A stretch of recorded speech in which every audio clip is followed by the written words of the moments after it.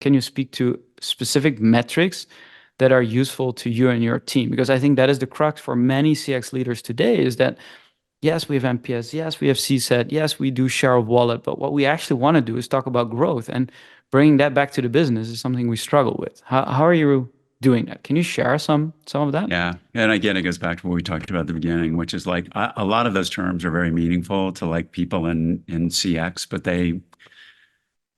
I don't think they ring as loudly as, more customers and more revenue.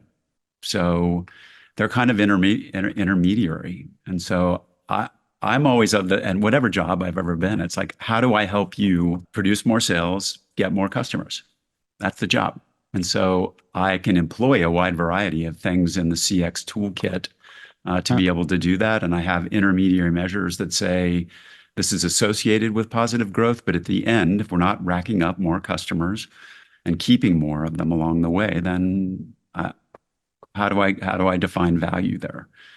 So that to me is my job, and I think what's so important about thinking about the chief experience officer role is that you do have somebody who's like looking at the big picture of how to knit all of those things together, and it really does have a win-win disposition and understands that that's what you've got to create across that, or everybody does end up with their own kind of disconnected set of metrics that theoretically should lead to growth, but maybe not because they're out of sync, out of whack. That's what like my technical term for that. It's kind of harness the power of all those things into like a team with one metric at the end of that that says it's working.